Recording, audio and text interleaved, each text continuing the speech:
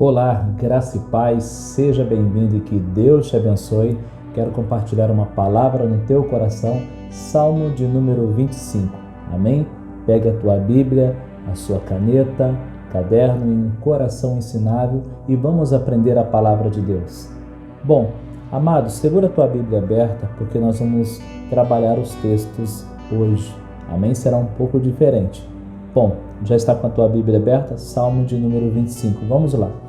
Percebe que neste salmo, você já deve ter lido esse salmo, vai ler, percebe-se que nesse salmo, Davi sempre nos salmos, ele está exaltando a Deus, ele está pedindo livramento dos inimigos, mas neste salmo aqui, é interessante que ele pede que Deus o livre dos inimigos apenas no versículo de número 1 e no versículo de número 19. Esse salmo tem 22 versículos, então só no 1 e no 19 ele pede livramento em relação aos inimigos. Percebe-se que a maior ênfase desse texto aqui é algo que está acontecendo no seu interior. Por quê? Vamos lá no versículo de número 16. Volta-te para mim e tem compaixão, porque estou sozinho e aflito. Alivia-me as tribulações do coração. Tira-me das minhas angústias, considera as minhas aflições e o meu sofrimento e perdoa todos os meus pecados. Então, de repente, ele se viu numa situação onde ele começou a lembrar de coisas do seu passado, de sua mocidade. Apesar que as coisas piores foram quando ele se tornou um homem maduro. Mas ele começou a lembrar da sua mocidade, e alguma coisa o perturbou, incomodou, e ele buscou perdão. Ele disse: Deus, me perdoa, tem misericórdia da minha vida, apague as minhas transgressões. Amados, é interessante a gente prestar atenção nisso, porque todos nós temos um passado, não é verdade? Eu tenho um passado e você tem um passado, e tem coisas em nosso passado que não traz alegria. Tem coisas em nosso passado que, se a gente começar a lembrar muito, vai trazer tristeza. Ou de repente o diabo pode pegar isso e tentar te acusar. Ah, quem é você? Agora você quer estar na igreja pagando de santo? Eu te conheci de outros carnavais. Você agora está na igreja. Então, de repente, ele pode usar o teu passado para te acusar. Então, temos que tomar cuidado com isso, porque Davi não experimentou a graça e nós experimentamos. Ou seja, hoje nós temos Jesus Cristo, que é o nosso Senhor e o nosso Salvador, que pagou um preço pelos nossos pecados. Então, uma vez perdoados seus pecados, que eles sejam apagados, que eles sejam lançados lá nas profundezas do mar. Veja bem, em 2 Coríntios, no capítulo de número 5, no versículo 17, Paulo declara isso: se estáis em Cristo, nova criatura é, as coisas velhas se passaram e eis que tudo se fez novo. Então procure viver em novidade de vida. Isso, procure viver em novidade de vida. O que eu vou fazer daqui para frente? Eu sempre falo isso, Já percebeu que avião não tem retrovisores. Por quê? Porque a função dele é ir para frente, Então ele sempre vai para frente, então ele não tem retrovisores. O piloto não vai guiar o avião de marcha ré lá em cima, nos ares, é para frente. Então olhe para frente. O pior endereço para você visitar é o seu passado. Então esteja de olho no futuro. Veja que Davi talvez começou a trazer lembranças do passado e isso trouxe aflição e angústia no coração. Estou aflito, estou sozinho. Então de repente você entra até numa depressão. A acusação vem, situações vêm. Lembra, todos nós temos um passado, mas em Cristo somos nova criatura. Glória a Deus. Continuando também, veja bem que Jesus falou para aquela mulher quando foi pega em adultério, e de repente todo mundo com pedra na mão, e aí Jesus falou: quem não tem pecado que atire a primeira pedra. Ou seja, todos tinham um passado, Mas depois que eles vão embora, Jesus olha para aquela mulher assim: vá e não peques mais. Ou seja, daqui para frente, viva em novidade de vida. Amém? Bom, continuando, é interessante o texto de Miqueias no capítulo de número 7. Abra a tua Bíblia no livro de Miqueias, capítulo de número 7. Deixa eu encontrar o texto aqui agora. Miqueias, capítulo 7, versículo 18 e 19. Diz assim: Quem, ó Deus, é semelhante a ti, que perdoas a iniquidade e te esqueces das transgressão do restante da tua herança. Ó Senhor, não retenha a sua ira para sempre, porque tem prazer na misericórdia. Lembrando que Miqueias não viveu no tempo de Davi. Miqueias foi bem depois.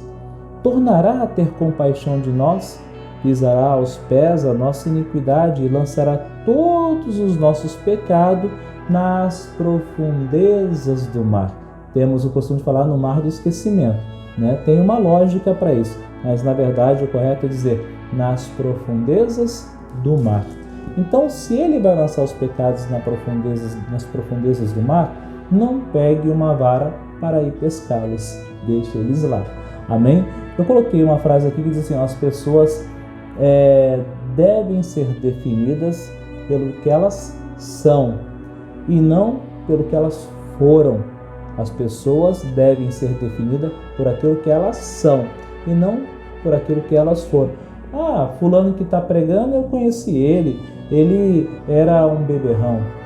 Isso é o que ele já foi e agora o que ele é. Lembra que Paulo era um perseguidor de cristãos e se tornou, um dos principais da igreja? Então, o passado não pode definir, quem você é. Até porque também tem pessoas que foram muito boas lá no passado, fizeram muitas coisas boas e hoje estão fazendo coisas horríveis, não é verdade?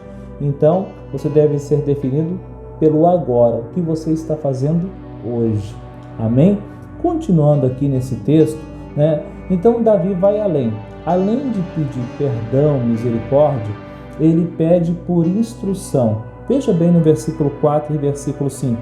Faz-me, Senhor, conhecer os teus caminhos e ensina-me as tuas veredas. Guia-me na tua verdade e ensina-me, pois tu és o Deus da minha salvação. Então eu errei, estou pedindo perdão, mas me ensina a fazer o certo. Eu coloquei uma frase aqui que diz assim: alguém que está realmente arrependido tem uma grande necessidade de aprender a fazer o que é certo.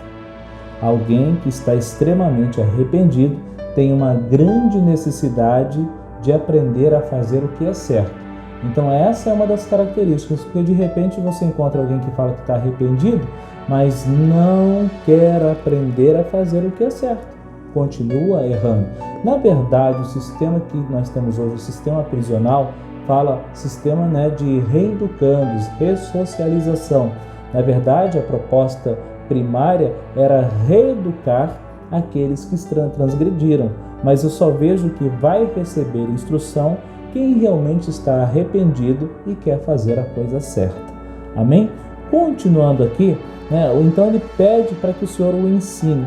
Mas interessante aqui nesse texto que eu estava olhando, veja bem no versículo 8. Bom e reto é o Senhor, por isso aponta o caminho aos pecadores. Veja bem, então Deus, ele quer dar instrução para mim e para você, não é verdade? O problema é quantos que querem aprender, porque muitos vão na presença do Senhor para pedir. Eu quero isso, eu quero aquilo, eu quero o outro. Ele fala: filho, eu quero te ensinar. Por isso, amado, que o discurso de Jesus quando alguém chegava: eu quero ser seu discípulo. Ele simplesmente dizia: segue-me. Ou seja, aprenda, ande comigo, só isso. Mas o problema é que muitos que iam até Jesus estavam querendo peixe e pão. Eles queriam que Jesus satisfazesse as suas necessidades básicas. Não queriam ser instruídos, queriam milagres. Não é errado querer milagre, mas o problema é não querer a instrução.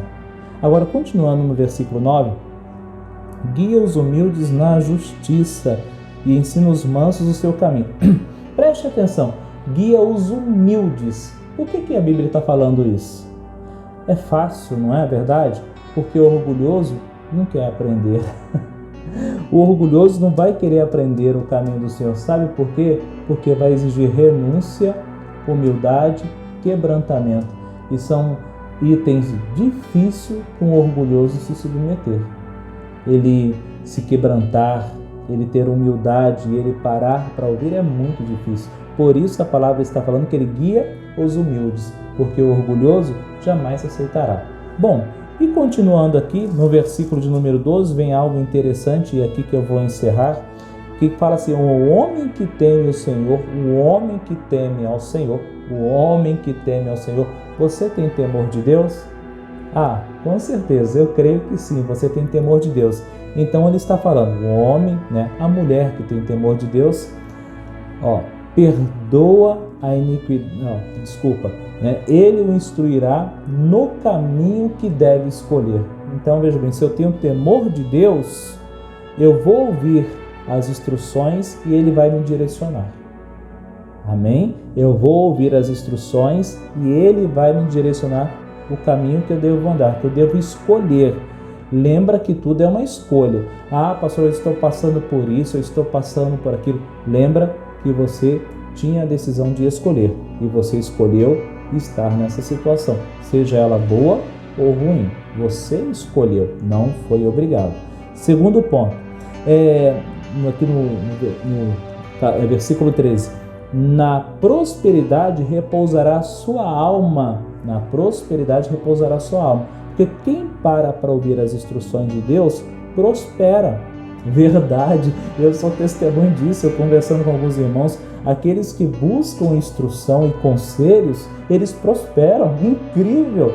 Eu lembro que esses dias chegou um irmão com um problema muito grande, com uma situação, pastor, eu estou com isso, o que o senhor acha que eu devo fazer? Se eu fizer isso aqui vai dar um negócio bom. Irmão, para, isso aí é laço na sua vida. E esse irmão chutou esse laço. Então hoje ele dorme tranquilo e prospera, porque ele ouviu o conselho e as instruções. Então, a prosperidade, ele vai repousar com tranquilidade. Continuando no versículo 13: a sua descendência herdará a terra. O maior patrimônio naquela época era a terra.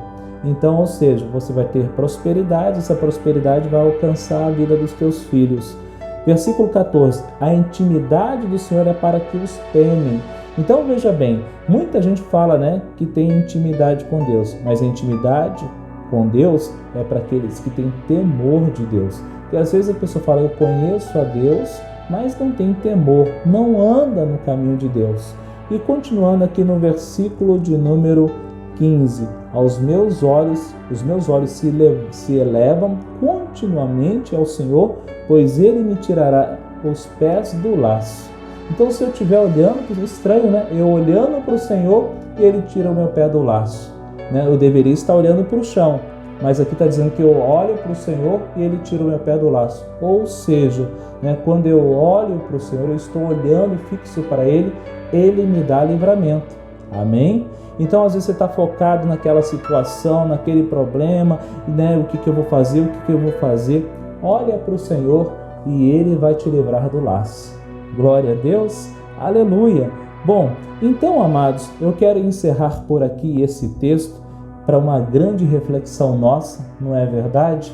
Então, no nome do Senhor Jesus, viva em novidade de vida, esteja pronto para aprender, que o temor do Senhor seja o princípio da sabedoria no teu coração. Glória a Deus, guarde essas palavras no teu coração e que Deus te abençoe.